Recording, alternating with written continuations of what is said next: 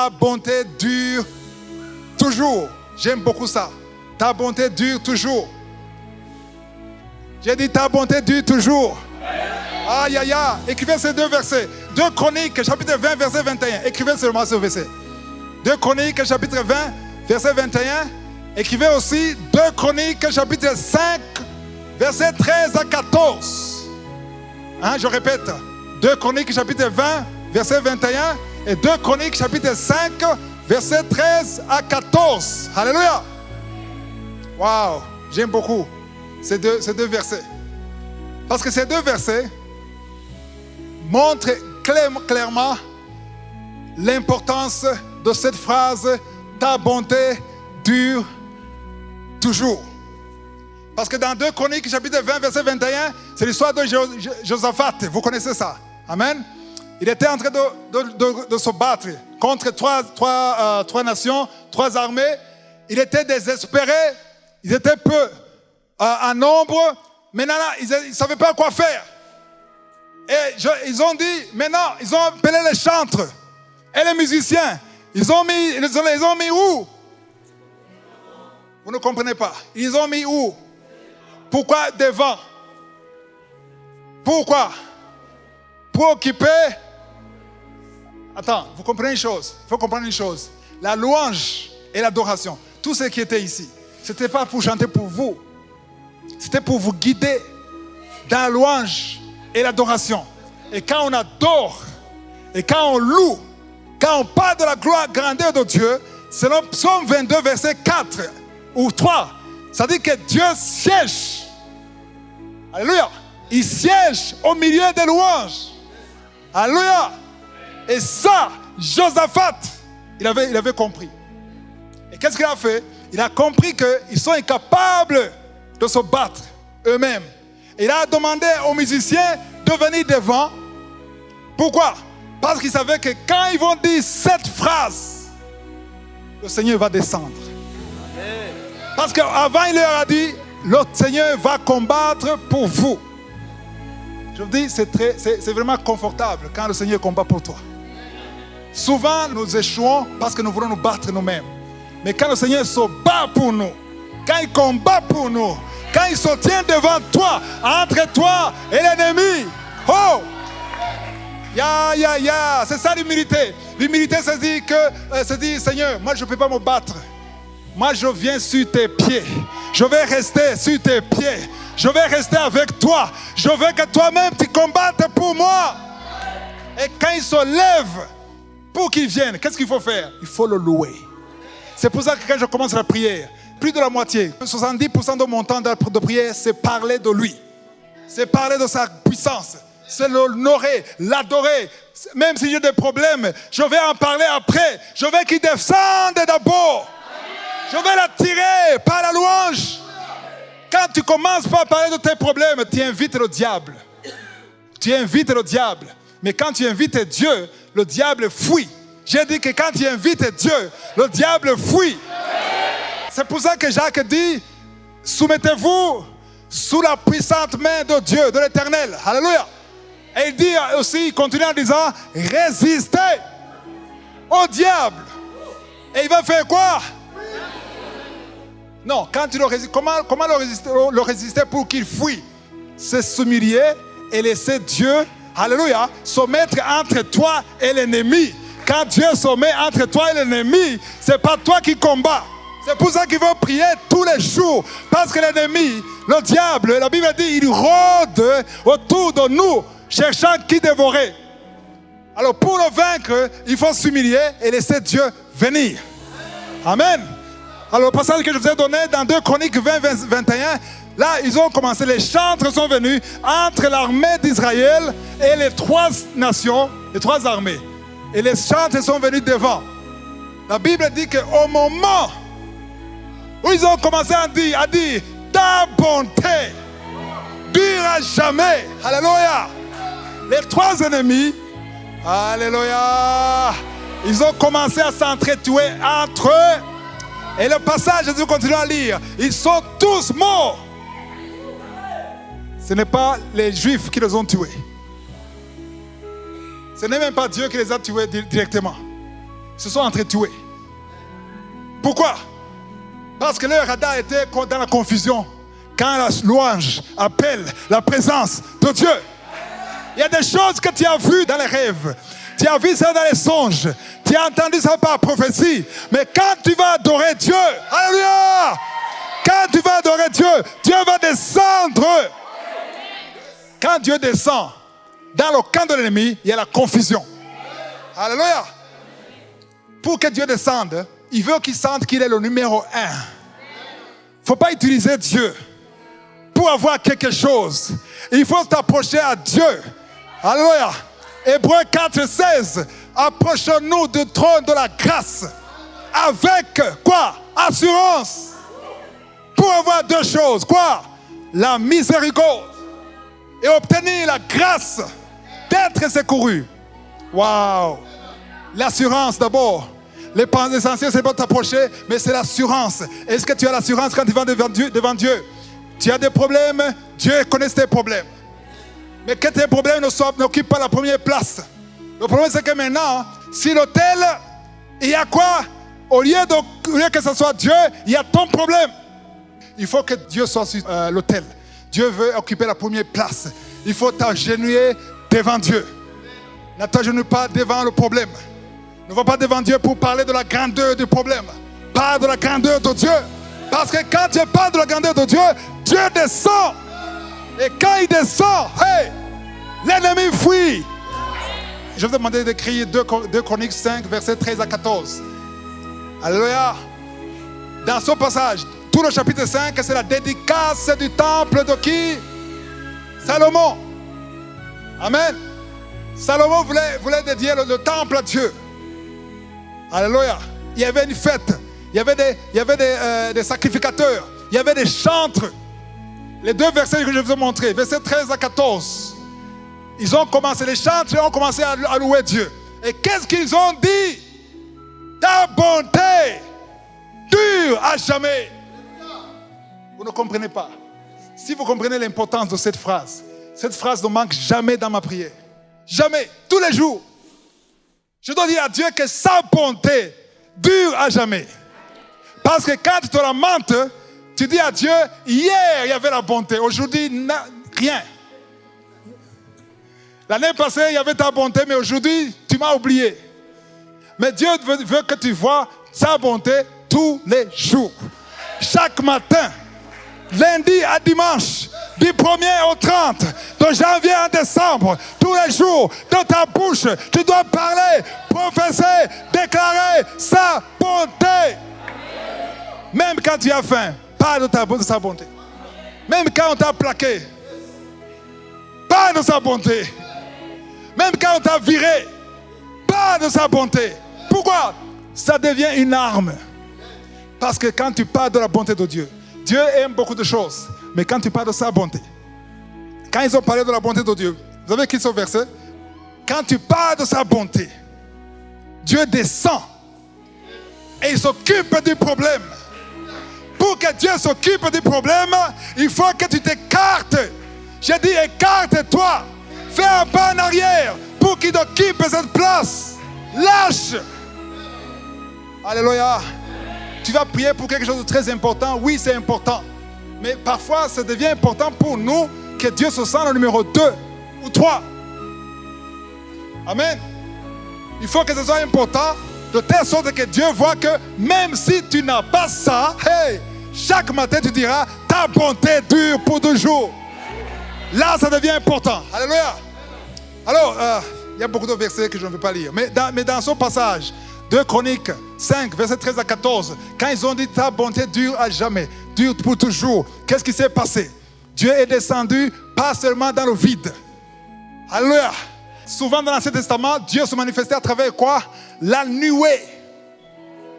Amen. Vous vous souvenez de Moïse avec le peuple de Dieu, quand ils étaient arrêtés, la nuée, ils suivaient l'ange et ils suivaient la nuée. Amen. Et la nuée est descendue, pas seulement dans le ciel, elle est descendue, elle a pénétré le temple. Yeah!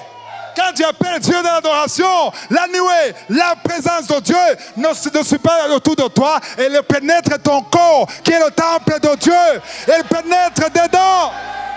Il a pénétré le temple. Quand la nuée a pénétré le temple, la Bible dit que les sacrificateurs, les chanteurs, ceux qui faisaient les œuvres de sacrificateurs, sur toutes les choses, ils ne pouvaient plus voir. Ils ont perdu la vue à cause de la nuée. Pourquoi? Parfois Dieu descend. Quand Dieu descend complètement, tu ne vas plus voir. Pourquoi?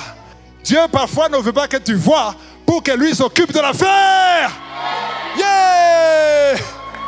Parfois nous résistons à Dieu parce que nous voyons. Jésus a dit, je suis venu pour que ceux qui ne voient pas, voient. Et pour que ceux qui voient ne voient pas. Alléluia! Alléluia! Dis à Dieu, je ne sais rien. Tout ce que je sais, toi tu es l'alpha et l'oméga. Toi tu es El Shaddai. Toi tu es El Gibor. Toi tu es Adonai. Quand tu ouvres la bouche, quand tu dis, hey, quand tu parles, les morts ressuscitent. Les situations qui sont mortes vont ressusciter. Parce que rien ne peut le ressusciter. Qui peut le ressusciter? Dans la Bible, on dit, Paul disait, si il est pour nous, si le Créateur du ciel et de la terre est pour toi, même Lucifer en personne, il ne peut pas venir s'opposer à toi. Souvent, il s'oppose à toi parce que c'est toi qui combats. Mais quand c'est pas toi qui combats, il n'a aucune chance. Parce que tu ne vis plus. Tu es crucifié avec Christ. Et c'est lui qui s'occupe de l'affaire. Ton problème est lourd parce que tu t'occupes de son problème. Mais Jésus a dit, venez à moi. Vous qui êtes fatigués et chargés, je vous donne le repos. Je m'en occupe. C'est ça, être le Seigneur. S'il est le Seigneur de ta vie, ça dit que tu n'as plus le contrôle de ta vie. Tu es à l'écoute. Tu fais ce qu'il te dit de faire. Alléluia. Quand ça ne marche pas, tu dis, c'est pas mon affaire. Le matin, il faut dire au diable, ce n'est plus moi qui vis. C'est lui qui vit en moi. Si tu as affaire avec lui, touche-moi. Et alléluia. Si on a crucifié Jésus, on peut se crucifier. Alléluia. Jésus a été crucifié alors qu'il a dit, mon Père, je peux parler à mon Père. Il envoie 12 légions. Et une légion, c'est 6 000 militaires. Donc 72 000 anges pouvaient venir le sauver. Mais le Père a permis qu'il soit crucifié. Alléluia. Donc s'il faut passer par un problème, si Dieu permet que tu passes à travers ce problème, gloire à Dieu. Amen. On se lamente parce qu'on est déçu. Amen. Parce qu'on voulait que Dieu fasse exactement ce qu'on veut. On va devant Dieu avec un chèque en blanc. Mais Dieu dit non, c'est moi qui écris le montant. C'est pas toi qui écris le montant. C'est moi qui écris. Je vais être le premier dans tout ce que tu fais. Waouh!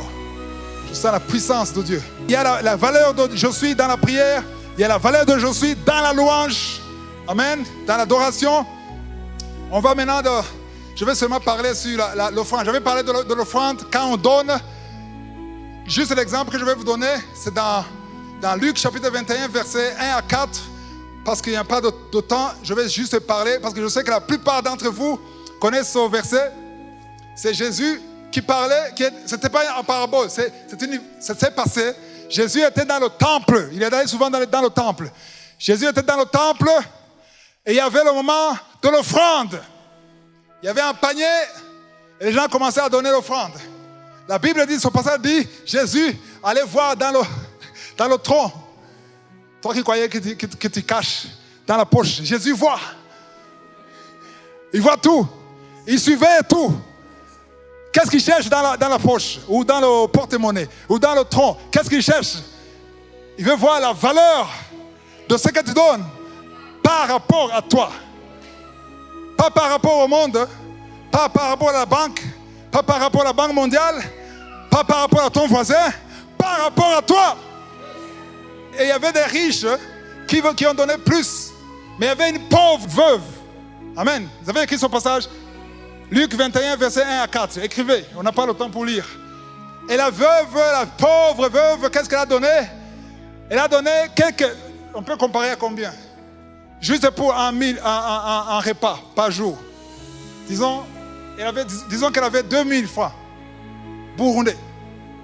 ou 3 000, ou $1. Parce qu'il y a des gens qui n'ont pas l'idée de francs burundais. Elle avait $1. Et c'était tout ce qu'elle avait pour vivre. Et qu'est-ce qu'elle a donné? Elle n'a pas donné quelques cents. Elle a donné tout le dollar. Et les autres donnaient $100, $200. Et qu'est-ce que Jésus a dit? Le jugement de Jésus. Parce que tout ce qu'on donne ici, il y a le jugement de Dieu. Vous ne saviez pas ça? Dieu juge, Dieu dit, ça, oui, ça a de la valeur, ça n'a pas de valeur. Et Jésus a dit, tous ces riches, ils ont donné le superflu. La Bible parle de superflu. Superflu, ça dit quoi? L'argent qu'ils peuvent donner à un mendiant dans la rue, hein? Un enfant de la rue. Parce que là, le superflu, c'est l'argent quand tu sors de cette église, quand tu perds cet argent, tu ne vas même plus revenir pour chercher ça. C'est ça le superflu. Ça veut dire que si tu gagnes $20 et tu perds $100 ici, tu vas téléphoner tout le monde avant que tu arrives pour chercher toi-même. Donc, Jésus a dit, ce que cette femme a donné a plus d'importance, a plus de valeur que tous ces autres. Parce qu'elle a donné tout ce qu'elle a pour vivre. Amen. Voilà, retenez cette phrase. J'ai vu ceux qui ont des papiers, des stylos, écrivez cette phrase. Ce qui a de la valeur pour toi a de la valeur pour Dieu. Je répète. Ce qui a de la valeur pour toi a de la valeur pour Dieu. Autrement dit, ce qui n'a pas de valeur pour toi n'a pas de valeur pour Dieu. Alléluia. Voilà, le superflu, c'est comme les pourboires. Il y a ceux qui vont dans les restaurants ici. Hein? Ou dans des... Hein? Vous êtes dans les restaurants, quelque part, en famille, un ami. Est-ce que le serveur vous donne le pourboire? En Afrique, on ne donne pas. Hein? Vous donnez le pourboire. Le pourboire. Juste pour encourager le serveur, pour qu'il sourie encore plus. Alors, combien de pourcentage tu donnes? Hein? Si tu as consommé, vous êtes dans un restaurant, vous avez consommé 100 000 francs pour. Vous allez donner combien pour le pourboire? 5 000. 500 francs. Ok. Aux États-Unis, il y a une culture.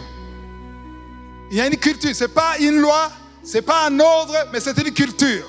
Dans les restaurants, tout ce que tu consommes, tu donnes au serveur 10% de ce que tu as consommé. J'ai eu des problèmes quand je suis allé là-bas. Je me dis, 10%, pourquoi? Il est payé, non? On me dit, mais c'est comme ça. On me dit, c'est comme ça ici. J'ai demandé à un Américain qui est avec moi. Alors, si je ne donne pas, qu'est-ce qu'il va faire?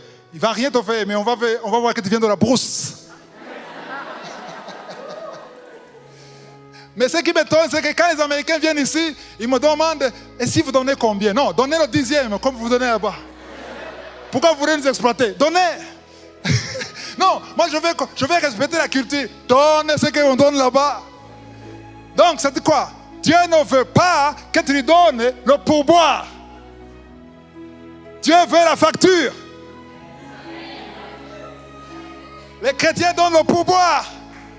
Les chrétiens donnent le superflu parce que ça n'a pas de valeur pour eux. Mais Dieu veut que ce qui est de la valeur pour toi ait de la valeur pour lui. Et ce qui est de la valeur pour lui a de la valeur pour toi. C'est la fin du premier enseignement. Alléluia. Alléluia. Il y a 3 choses. Dieu veut avoir de la valeur dans ta prière. Dieu veut avoir de la valeur dans tes louanges et l'adoration. Dieu veut avoir de la valeur dans tes offrandes, dans tout ce que tu donnes. Il veut que tu donnes tout ce qui est de meilleur, de valeur pour toi. Amen. Et après la louange, on va faire le deuxième enseignement. Et après le deuxième enseignement, c'est ça la prière. Que je suis vous bénisse.